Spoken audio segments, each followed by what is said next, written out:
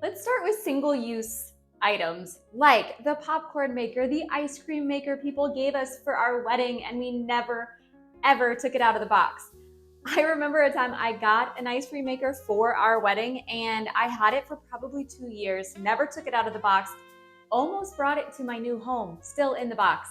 But instead, thank God, we had a yard sale and I got rid of it. So thinking about those one-use products that you just don't actually ever use once. Let's go on to our utensils, which is a touchy subject for some people in my family, I've realized. But what I found is that really with the style of baking I do, which is just basically for my family, I only need one of these, what do you call them?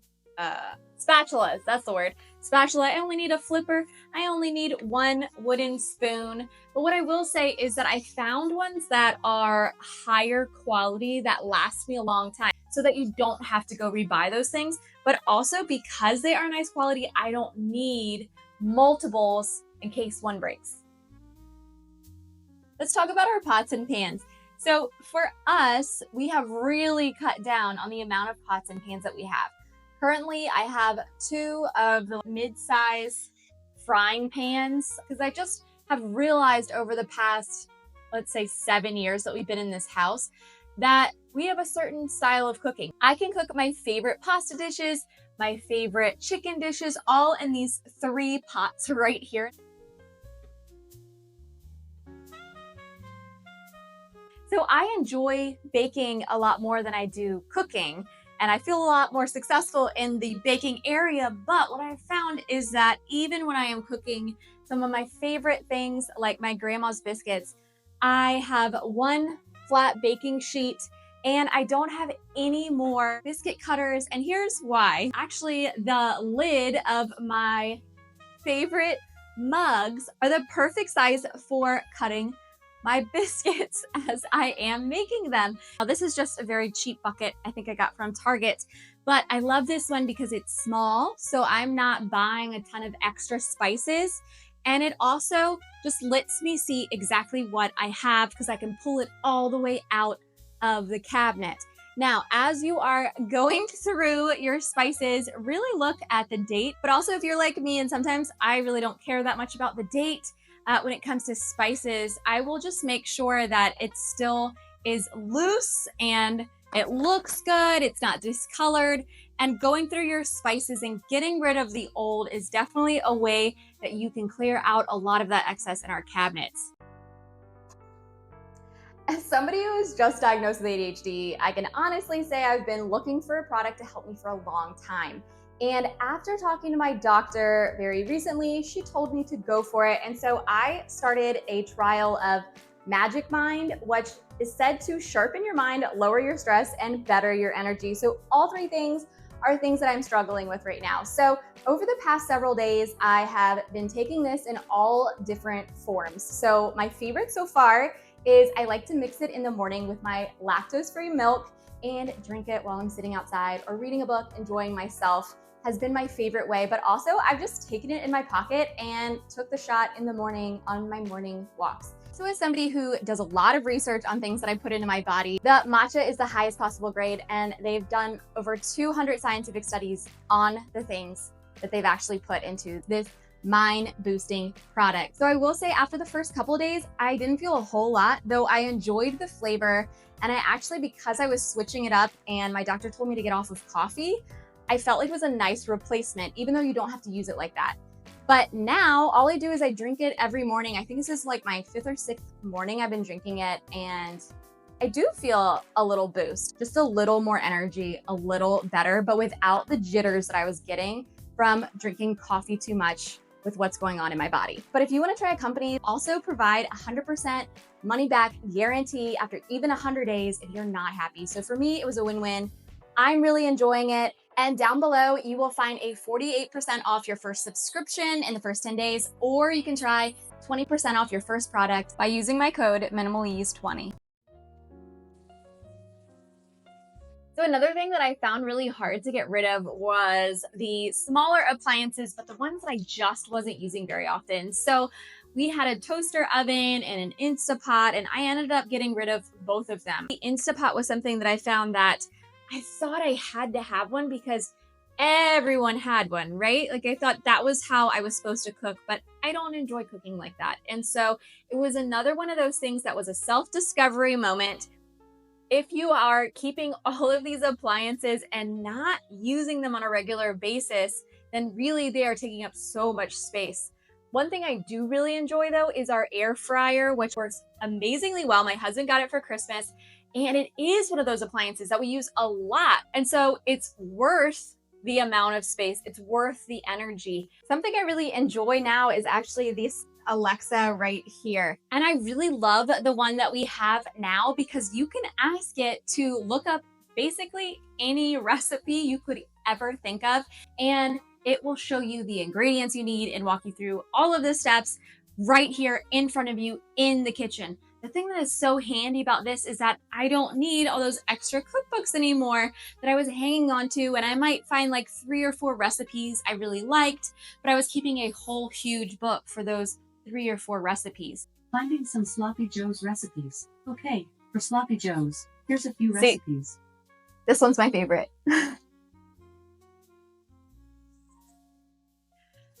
All right, so the nice thing about having a small kitchen is actually that you do not have to walk too far to go to the next cabinet. So the next thing that I want you to look at in your kitchen are your glasswares and really do a good assessment of how much your family is really using. One of our big problems we had for a long time was that when you have so many glasses and mugs, you just grab a new one. But because we have cut down on the amount that we have in our kitchen, it actually has really helped us to, one, wash that dish right after you use it, which is always helpful, but also we're reusing the same glass over and over again. And so I'm not going around my house searching for all those lost dishes throughout the evening. What we have found to be helpful as a guideline that you can kind of think of as you're going through your dishes is we have one and then plus one more. So for our glasses, we have 3 people in my family, so we have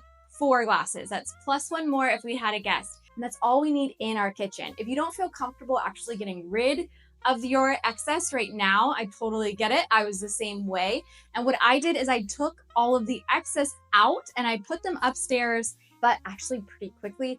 After about 3 or 4 months, I ended up getting rid of all of our excess because I just realized I wasn't using it. I didn't really need it. It was just getting over that first initial like scared feeling of getting rid of all that stuff. And once that was gone, I realized I'm much better without it. But that is totally up to you. Definitely take it out of the kitchen and clear up some of that space. So something else you might be interested in is cutting boards. So I have one cutting board that I use, and I know some people are very particular, and we do try to separate our meats and our vegetables.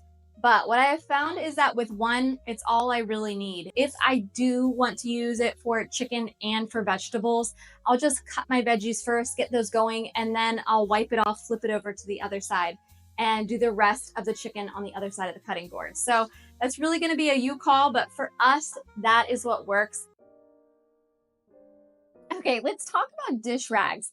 So right now, I'll show you our dish rag area is not super organized, but that's okay. So what I have found is that picking one drawer in your kitchen where you're gonna have all your dish rags and your hand towels in there is all I've really needed. And I have bought 2 sets. I have this set of blue stripe and this set where it's like 2 of these flower ones. And I just use them until they get really yucky and dingy. The flower ones aren't looking too hot, but they work. I think that's where we have to find a comfort level where you go in TJ Maxx and Target and you'll see the super cute different hand towels for different seasons. And while they are so tempting for me, I have just found that Old Faithful here, it does the job and it gets me out of that mind of consumerism, having to have something for every holiday, having to have the perfect look in the kitchen. Yes, these aren't perfect, but they work. And so being able to question, am I buying all these hand towels and all these rags because they are just cute, or are they going to be utilitarian? Am I going to be able to use them for years? Because that is where the kind of flip changes in your minimalist lifestyle. If you really want to be able to cut down on things like this in your kitchen, you're going to have to see these things as being useful, not just pretty. That's a bit of a mess in here, but that's all right.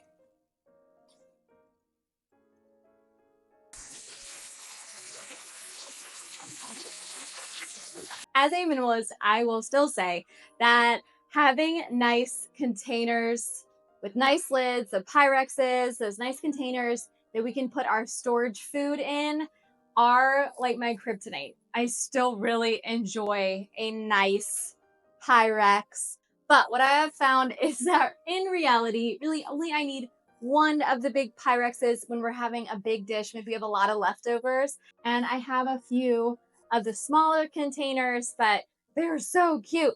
But the nice thing is that once you get down to a reasonable amount for your family, you will find that you always know where the lid is, which is super helpful, right? There are so many times in my life I can remember searching for a lid and just being like, well, I guess it just got eaten by the dishwasher, right? But when you only have a handful of ones that you really enjoy, get a few different sizes, you will always find the lid. So if you are enjoying this walkthrough at my minimalist kitchen, remember to hit the subscribe button to join this community here. And also if you're already decluttering here with us, then please throw a heart emoji down below to let us know we're all in this together. But let's go to the next one, which are those specialty items like the pasta makers. Honestly, I'm a little tempted. My husband is Italian, and so we've been to Italy. We actually went not too long ago. We went last Christmas, and watching people make pasta is gorgeous. But is it something I'm going to be doing on the regular? No. I think a lot of us get stuck in having to have all of this specialty cookware for those few times we're going to use it. Your kitchen is going to very quickly feel very full and overwhelming, and you're not going to want to cook because you have to like dig through all this stuff to find the one thing you're looking for. All right, and as you are digging through your kitchen and you are decluttering, my friend, I want you to get rid of those things that are broken. I had an old wooden spoon, it kept splintering. I tried to fix it. Bless my heart, right? Like it wasn't gonna work. Sometimes, I'm not speaking for everyone, just myself, but sometimes I feel like I put emotional value on things that don't deserve that, right? Like it was hard to get rid of my old wooden spoon. Tried to fix it, tried to make it work for a long time.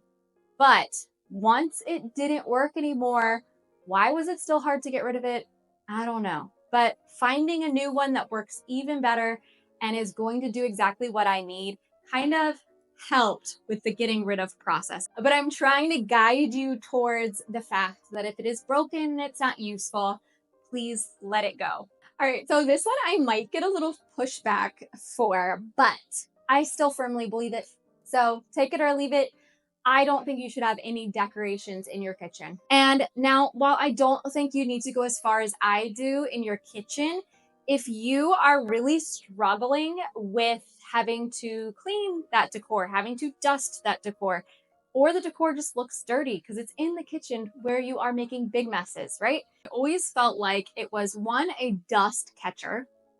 And often when I was cooking, then I would see it and be like, ew, gross. Now I have to stop what I'm doing and go clean that. Now, that is probably partly my ADHD brain, but if you are getting really distracted by your decor, feeling like you need to change your decor in your kitchen all the time, it might be a time for you to hush that space.